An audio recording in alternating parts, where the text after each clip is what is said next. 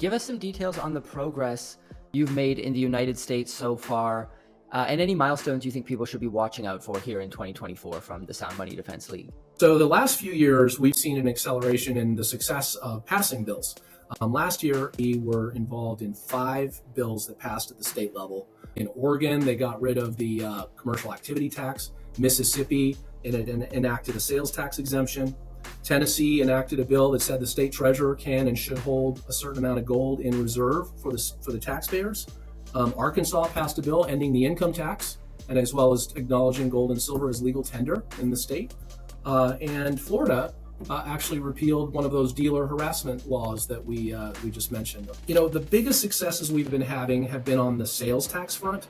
About 10 years ago, there were about 32 states that exempted gold and silver purchases from the sales tax. Right now it's 43. So there's 7 states left. Every single one of them is surrounded by states that have an exemption. So they're an island, they're losing business, people are leaving the state to buy gold and silver. So all these arguments we've been making are becoming stronger and stronger.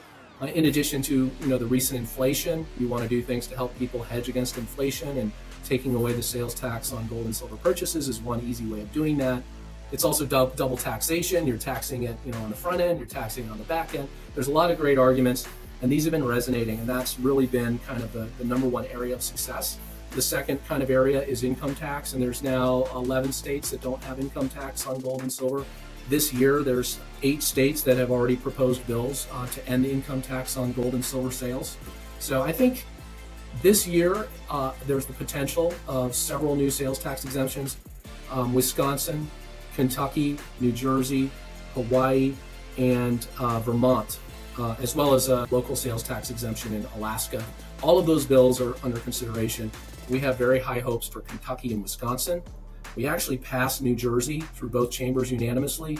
The governor vetoed it 2 weeks ago as part of kind of an end of session vetoing that he was doing. The bill's back. We're hopeful. That's a very strong, kind of left-wing Democrat state, and yet this issue has support, at least among the legislature. So, we're working away. It's becoming kind of overwhelming, frankly, the number of bills. There's so many bills popping up, many of which we didn't draft or weren't involved in initially, but then are asked to be involved. So there's a lot of opportunities to engage on this right now at the state level. It's pretty exciting.